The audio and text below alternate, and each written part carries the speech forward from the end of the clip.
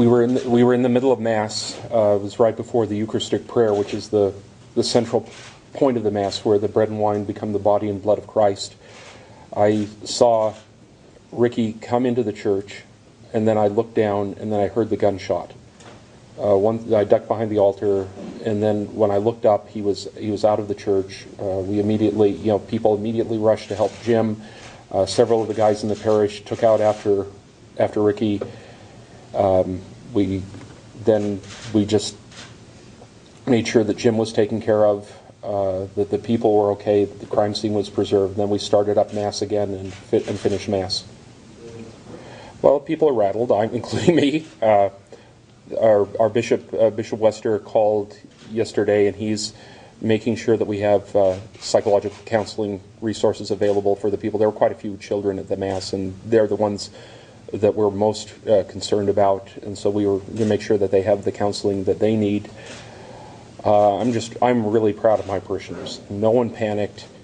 Their first response was to help Jim and help Tara, and then they were praying. And so what more can you ask of people?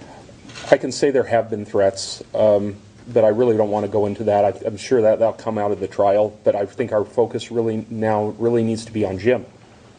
And not on the guy who did this, but on the people who were hurt, whether it be Tara or Karen or Cheryl, Ricky's wife, or Ricky's little boy, and then the people in the church who, they were at Mass, they were worshiping God, and this man came in and did an act of violence. They're the ones we should be concerned about, not about this other thing.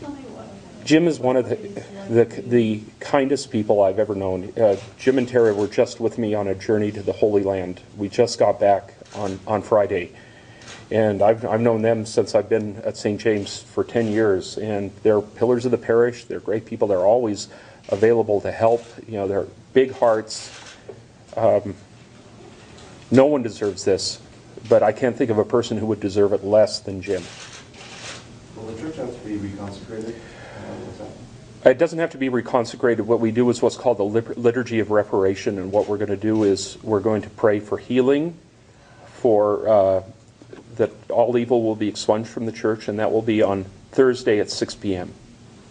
Can you get back in there now? We had Mass this morning. I had to cancel Mass last night because the police needed to do their crime scene work, but I really didn't want evil to win, and so we had Mass at 8:30, and a lot of people came.